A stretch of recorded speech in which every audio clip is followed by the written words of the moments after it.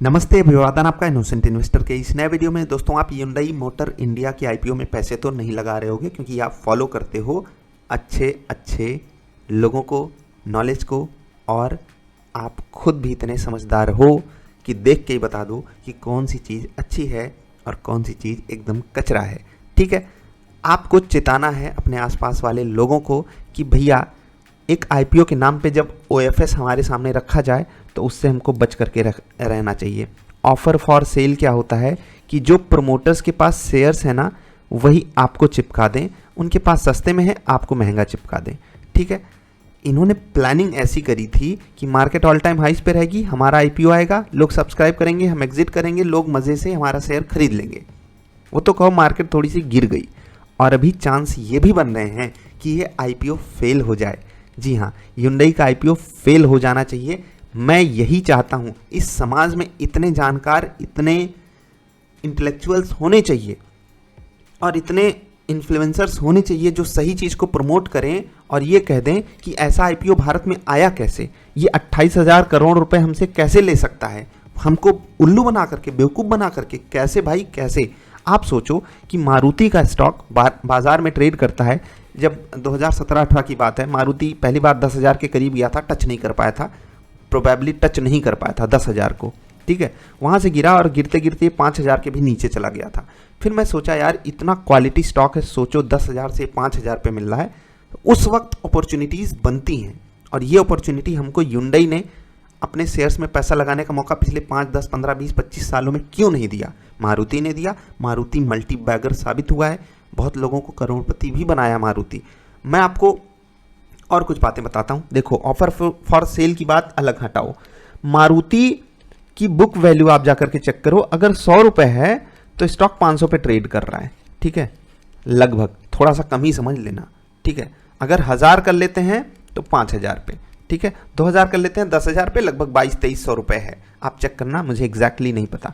ये है book value. इनकी बुक वैल्यू से पता करो भाई, ये मारुति से महंगे हैं, बहुत महंगे। कहेंगे हमारी गाड़ी बहुत अच्छी होती है, हमारी क्रेटा आपने कभी चलाई है?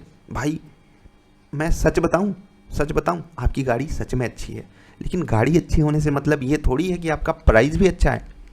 गाड़ी अच्छी है, Hyundai कंपनी भी अच्छी है, लेकिन हमें सिर्फ और सिर्फ प्राइस से मतलब है। हम मार्केट में रेट देखते हैं, कहावत है ना, भाव भगवान छे, और आप हमको रेट इतना घटिया दे रहे हो, इतना घटिया दे रहे हो। आप सोचो, आप सब्जी खरीदने जाओ और सीधे आपको सब्जी वाला बोले टमाटर चाहिए, लाओ 800 रुपये किलो है। लगभग वही कंपैरिजन मैं बता रहा हूँ। 150 की चीज़ 600 बता दो, 500 बता दो। ऐसे सोना भाई चाहिए, 10 ग्राम सोना चाहिए, अभी रेट है 70,000, बता दो भाई 1.5 लाख 2 लाख का है।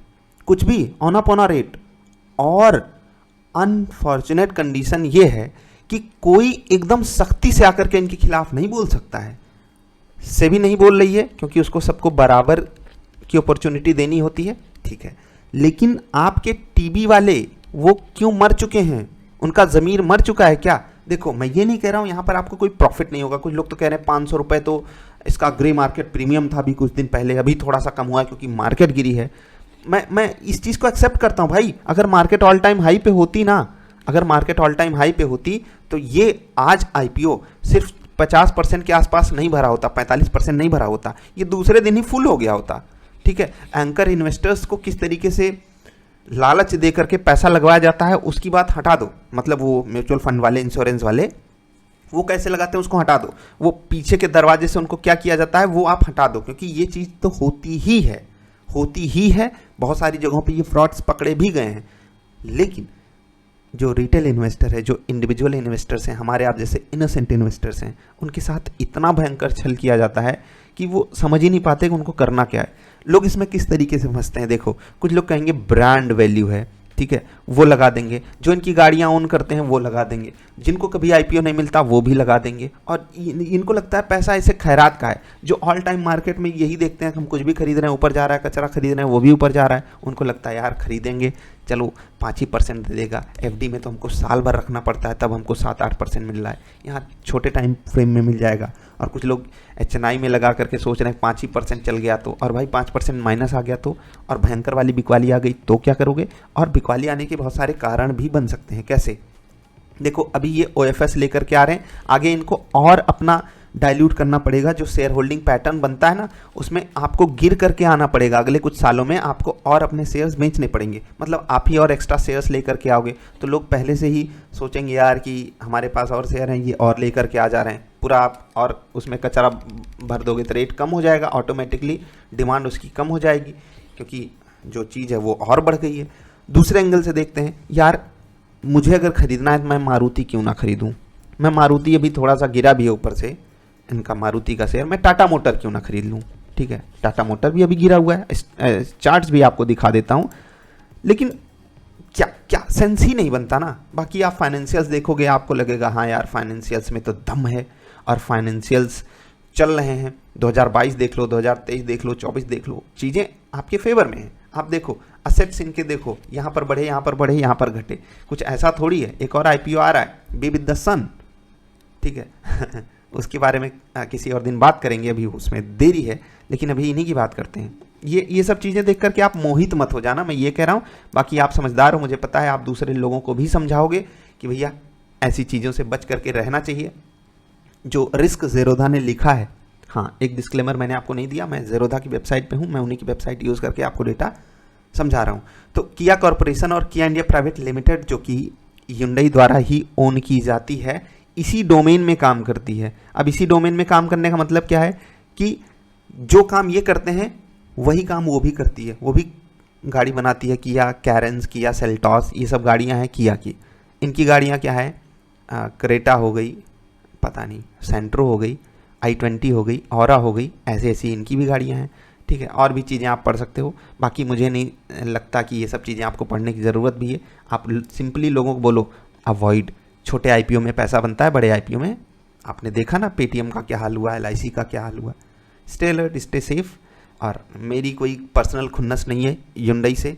पहली कार हमारे घर में Hyundai की ही थी और दादाजी ने बड़े प्रेम से ख़रीदा था उसको। लेकिन ऐसा थोड़ी है कि कंपनी अच्छी हो तो हम किसी भी रेट पे उसको ख़रीद लेंगे, नहीं भाई, अवॉइड। और ख़ासकर HNI सेगमेंट में जो 5% बनाने की सोच रहे हैं ना, उनसे हाथ जोड़ के निवेदन है कि बन भी जाए 5% ना, तो भी ऐसी कंपनियों को सबक सिखाना चाहिए। मैं तो चाहता हूँ ये आईपीओ फेल हो। हाँ, मैं मारुति की जो बात कर रहा था, देखो 10,000 का रेट लगभग उसने यहाँ पर, ये आप दिख रहा है, ये आपको दिख रहा है, ये 2 पॉइंट आप चेक करना है यहाँ पर। 2019 से पहले ही मारुति 10,000 टच करने वाली थी उस समय। हाँ, वैल्यूएशंस हाई करते चले गए थे ये। उसके बाद कोविड आया, आपने देखा 4,000 पे मारुति एक समय टिक कर गया था, फिर 4 से अभी 12 हुआ है, 3x।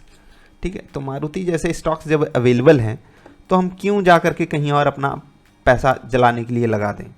ठीक, और आपको बता दूं मारुति Hyundai से बहुत ज़्यादा गाड़ियाँ बेचती है। ठीक है, और मारुति की गाड़ियाँ आप कह दो कि डब्बा होती हैं, पचक जाती हैं, ये हो जाती हैं, लेकिन लोग वही खरीदते हैं ना। कितना देती है माइलेज, बात होती है ना। मारुति ऐसे ही एडवर्टीजमेंट करता है। महिंद्रा की गाड़ियाँ आजकल कितनी सक्सेसफुल हैं आप देखो। और महिंद्रा आप क्यों नहीं खरीदोगे, आप कहोगे महिंद्रा इतना तेज़ी से ऊपर चला गया, 3,000 पे चला गया, एक समय 500-600 पे ट्रेड करा करता था। जी, ऐसे कहने को तो कुछ भी बोल दो, लेकिन आप वैल्यूएशंस देखो, प्राइस देखो, करेक्शन देखो, सही समय पे पकड़ने की कोशिश करो, और अगर मिल जाए तो एंजॉय करो, नहीं मिलता है तो वेट एंड वॉच। और भी अपॉर्चुनिटीज़ हैं, और भी अपॉर्चुनिटीज़ हैं। स्टॉक्स ढूंढो, निफ्टी में ही कितने सारे स्टॉक्स हैं जो अभी अपने लॉन्ग टर्म एवरेजेस के नीचे ट्रेड कर रहे हैं और क्वालिटी में कोई कमी नहीं है। हाँ, कुछ एक्सटर्नल मैटर्स हो जाते हैं जिनके कारण वो गिरे मिलते हैं। टाटा मोटर्स अभी देखो 900 पे खड़ा है, ये लगभग 11 साढ़े 1100 का हाई मार करके आया है। इवन 1170-80 ना यहाँ पर, हाँ 1170। देखो आपके लिए अपॉर्चुनिटी तो यहाँ भी अवेलेबल है, और 5% के चक्कर में स्टॉक मार्केट में किसी कंपनी में पैसा नहीं लगा देते। अब आप कहोगे आपने ये चार्ट कौन सा खोल लिया। देखो जिस तरीके का फ्रॉड हमारे सामने होता है ना, जिसको लीगल फ्रॉड बोलते हैं, वैसे ही मुझे एक चीज़ याद आई। अगर आपको याद हो तो 2019 की बात है ना, नहीं 2020 की बात है, जब इनका प्राइस 100 से नीचे गया था और ये कंपनी बोली हम डीलिस्ट हो जाएंगे। ये कंपनी बोली, अब सोचो कोई कंपनी ऐसी है जो बुक वैल्यू के नीचे भी उसका प्राइस ट्रेड करने लगे और वो कह दे कि हमें डीलिस्ट होना है, हमें डीलिस्ट करा दो। आप सोच करके देखो, वहाँ पर ऐसी कंडीशन इन्होंने बना दी कि हम आप सब सोच भी नहीं सकते कि ये कंपनी, जो कि फेयर प्राइस, मैंने उस वक्त उस वीडियो में आपको फेयर प्राइस भी बताया था, ठीक है, 300 प्लस जिसका फेयर प्राइस होना चाहिए, वो कंपनी अपने आप को 100 के नीचे डिलीट करा ले रही है। ब्रांड बहुत अच्छा है, कंपनी बहुत अच्छी है, लेकिन जो होता है ना अंदर की सामने वाले को हम नहीं कमाने देना चाहते बिल्कुल भी, वो कूट कूट के भरा रहता है कुछ कंपनियों में। कोई तकलीफ नहीं है मुझे वेदांत से, खरीदने का मौका मिलेगा मैं खरीदूंगा, और जब अपॉर्चुनिटी थी, जब खरीदने का मौका था तब मैंने खरीदा भी था। इस पर थोड़ी सी रिसर्च भी करी है, मैं आपको इस पर वीडियो दूंगा, कुछ समय लग जाएगा, लेकिन अभी मैं आपको सिर्फ यही बोल सकता हूँ इससे भी बेटर अपॉर्चुनिटीज़ इस रेट पे अवेलेबल है। लेकिन यहाँ पर जब एकदम अंधी खरीदारी आपको करनी चाहिए थी, मैंने 3 साल पहले आपको वीडियो बना करके भी दी थी, और उस वक्त क्यों अंधी खरीदारी करनी चाहिए थी उसके बहुत सारे कारण थे। अभी नहीं है, अभी इससे भी बेटर अपॉर्चुनिटीज़ अवेलेबल हैं। तो अपॉर्चुनिटीज़ जब अवेलेबल है हम क्यों एकदम घुस जाएं उसी में। नहीं, हमको लेना है तो Hyundai लेना है तो वेदांती लेना है तो कचरा ही खरीदना है। बाकी कहने के लिए तो लोग आरकॉम में भी पैसा बना लेते हैं, आरकॉम में भी लोग पैसा बना लेते हैं। भाई 2 रुपए का शेयर है, लोग उसमें भी पैसा बनाते हैं, उसमें भी सर्किट से लगते हैं। तो यार समझदारी दिखाना, खुद को भी अलर्ट रखना, दूसरों को भी अलर्ट रखना। गलती से भी कोई गलती कर रहा हो तो उसको समझाने की कोशिश करना। पैसा बन जाएगा तो वो एक जुआ होगा, और अगर फंस गया पैसा ना, स्पेशली HNI सेगमेंट में कुछ लोग कहेंगे हम तो 2 लाख रुपए लेकर के बैठे हैं, हमको 5% दे दो, 10,000 बहुत है हमारे लिए। तो पैसा अगर गुरु फंस गया ना तो गुरु हो जाओगे, गुरु चेला हो जाओगे। और कुछ अच्छे IPOs भी आने वाले हैं, उसके लिए कैश इन हैंड रखना। अभी के लिए इतना ही, मिलते हैं। मैं आपके लिए डिस्क्लेमर जाते जाते दे दूं, मेरी कोई खुन्नस नहीं है Hyundai मोटर से, मेरी कोई खुन्नस नहीं है, ना वेदांत से खुन्नस है, ना Hyundai मोटर से है खुन्नस, और ना मेरा मारुति से कोई प्यार है। इवन मैं मारुति के शेयर्स अभी होल्ड भी नहीं करता, ठीक। ना महिंद्रा से प्यार है, ना टाटा मोटर से प्यार है। ऐसा मत सोचना कि वो इंडियन ब्रांड्स हैं इसलिए मैं उनको प्रमोट करने आ गया, नहीं। मैं किसी को प्रमोट नहीं कर रहा हूँ, मैं सिर्फ ये कह रहा हूँ कि सही रेट देख करके ही स्टॉक मार्केट में इन्वेस्टमेंट किया जाता है। और आपको एक वार्निंग भी दे रहा हूँ, बहुत बड़ी वाली वार्निंग है कि भगवान न करे अगर कहीं से भी एक अंदेशा आ जाए ना बियर मार्केट का, और बियर मार्केट में जो तकलीफ़ें बनती हैं वो अगर आप में से किसी को झेलना पड़ गया, अगर HNI सेगमेंट में है, तो जो पेटीएम में हुआ ना कि जिस तरीके से 50, 60, 70, 80% वैल्यू इरोड हो जाती है, वो अगर किसी स्टॉक में आपको ऐसा झेलना पड़ जाए तो आप क्या करोगे। इसीलिए बोल रहा हूँ, सावधानी बहुत ज़रूरी होती है। दुर्घटना से देर भली, कम रिटर्न चलेगा, बहुत अच्छा है। कम कमाओ, गम मत कमाओ। अभी के लिए इतना, जल्दी मिलेंगे। वीडियो देखने के लिए आपका नमस्कार।